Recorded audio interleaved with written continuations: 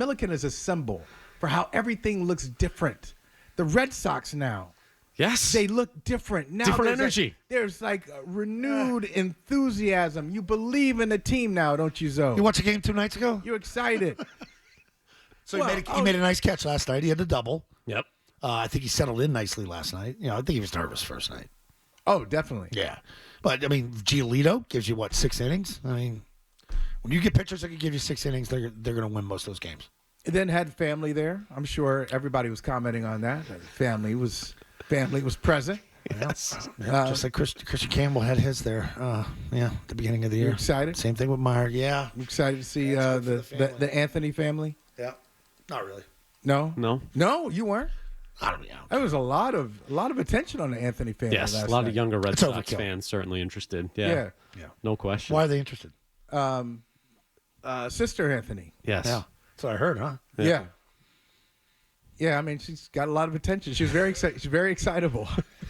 Jumping up and down, huh? Yeah, she was jumping up and down. I was like, wait a minute. Whoa. Hey, be careful. Be careful. Come on. So a 3-1 win last night. Milliken, you starting to buy into this team now that they took 2 or 3 of the Yankees and having an opportunity to take this series against the Rays? I think tonight's a major game for them. If you can find a way to come in and take this series 2 out of 3 here, you took 2 out of 3 against New York.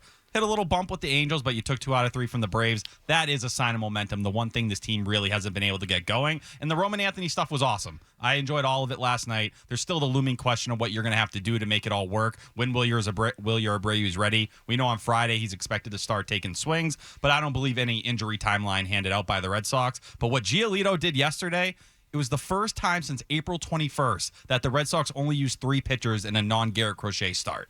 That's how long it's been since you've been able to go out there, kind of reset the bullpen a little bit. Your starter went out and gave you length. You need to take advantage of that, and you got it from Brian Bayo and him on back-to-back days. If those guys can carry that moving forward, and as we see with Giolito, the velocity's up, guess what? The whole arsenal works. Full tick yesterday. Him and Bailey worked on something mechanical.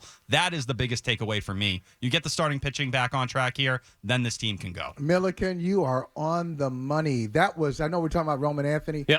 That game yesterday, that was the Giolito game. Because not only was the velocity up early in the game, but remember, he started to run into trouble. Third time around, his velocity was down a little bit, and he was able to escape that jam. And I still think, I'm nitpicking here. When they won it 3-1, the game was under 2.5 hours, all the things you're looking for.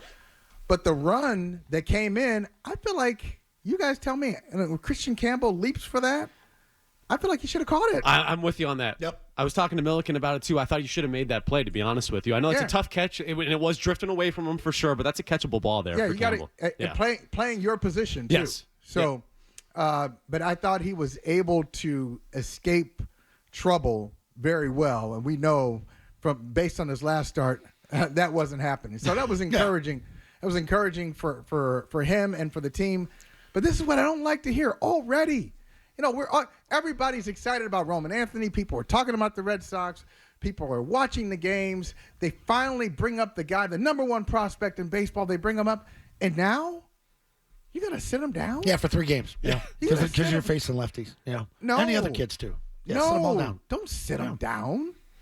See what he can do, and isn't that one of the skills? Isn't that one of the skills of Roman Anthony, at least in the minors, that he can hit lefties? I understand. I understand the concept of it. This is baseball, and this is what they do. But you're at the point now where you've called all 3 of these guys up. Let's go play. Let's go. Milliken, you just said, "Hey, man, if we could just give that, we're off and running." So you get the mindset of winning tonight. You're off and running, and then you're going to sit your 3 superstars over the weekend. Well, I think for Marcelo Meyer, it's a different conversation for me because that's a guy whose bat isn't fully ready. He struggled with lefties throughout the minors. Had a 712 OPS at AAA against them this year. And that was inflated because he had a couple nice swings at the end of the year. Now he's on. But you talk Roman Anthony.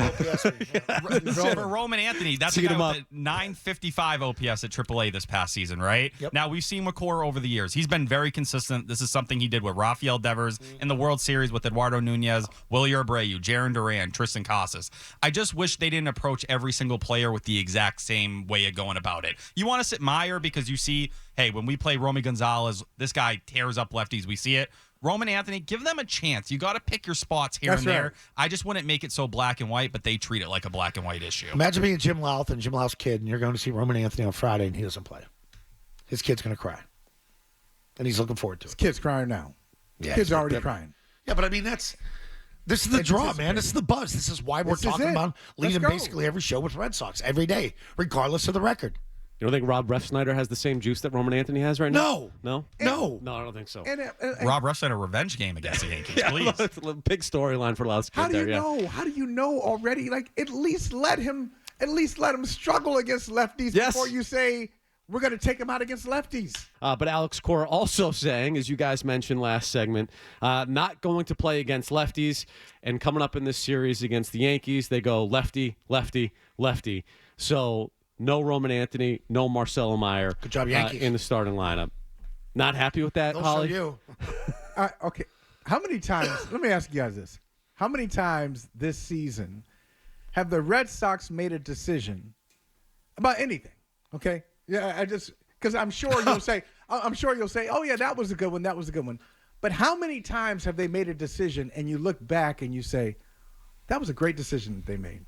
You know, I disagree with it at the time, but it was really a good decision. Whether it was taking Garrett Crochet out of a game after 5 innings, whether it was signing Christian Campbell to a long-term contract 2 weeks into his major league career, whether it was not asking Rafael Devers to play first or third, whether it was, Alex Cora doing something with the bullpen or any kind of, or whether it was John Henry going to, was it Kansas City? Kansas City, yeah. John Henry going to Kansas City to talk to Rafael Devers about ripping Craig Breslow. Throwing your GM under the bus, yeah. How many right decisions have they made in the 2025 season? Not a lot. Not a lot. Here's another one. Wrong. Remember Charlie Murphy? Wrong. This is such a wrong decision. This is one where, he talks about them being 3 different cats. And one of his strengths, or one of the assumed strengths of Alex Cora, is controlling the clubhouse, making guys blend, making it easy to take the pressure off guys. If he screws these 3 up, meaning, I don't know if it's play them in a wrong order, put them in a wrong position, or not playing them at all. Not playing them at all. This could be the nail in the coffin for Cora. Like, we already know about the Devers situation. Like, you're not getting past that. I'm just saying, like, he's like, they're going to affect the city. They're already affecting the city. There's a buzz about these kids. Right. Not so much Campbell anymore, but it's funny that you said it could be the nail in the coffin for Cora. And the reason I keep saying, the reason I've said, because I'm going to change my position on this after talking to somebody a couple of days ago. So the reason I've said, oh no, he's got time.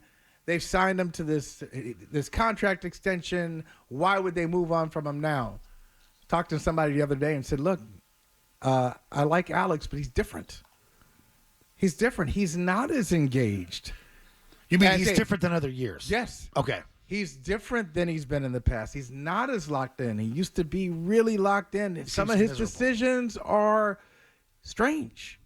So something is going on, and the guess is from this person I was talking to was just like there's a lot of dysfunction there. There's just a tremendous amount of dysfunction in front office. Okay, between this back and forth between the front office and the manager's office. Yes, There's 2 different messages. It feels like they can't get it together, and I think it's affecting other parts of the organization and.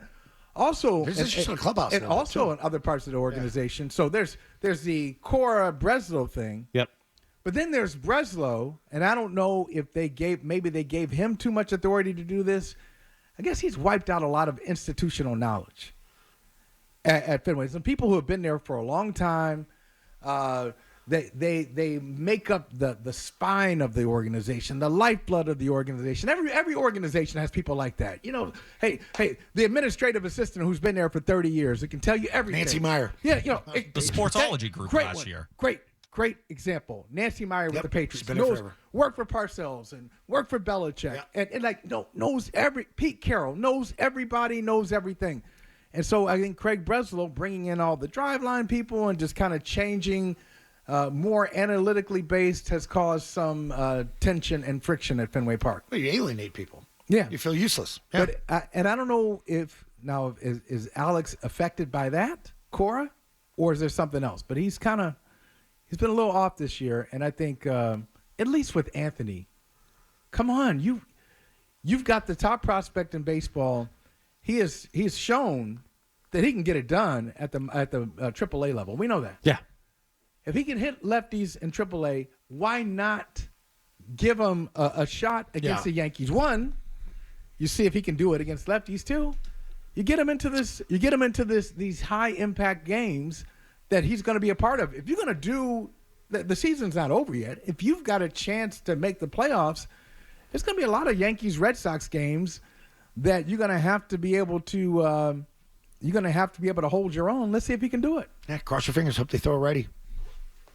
Or just throw a lefty and put Roman Anthony in the lineup, also a solution. But I do think, like you said, seasoning in terms of those type of moments right now is not a bad thing for a guy that, again, crushed lefties. And I know that Alex Cora says that, you know what, if there's a halfway decent lefty, he's not going to be in AAA. So you look at those numbers that he put up against lefties in AAA, and it's a completely different species when you're talking about Major League Baseball players. But I would say, you know what?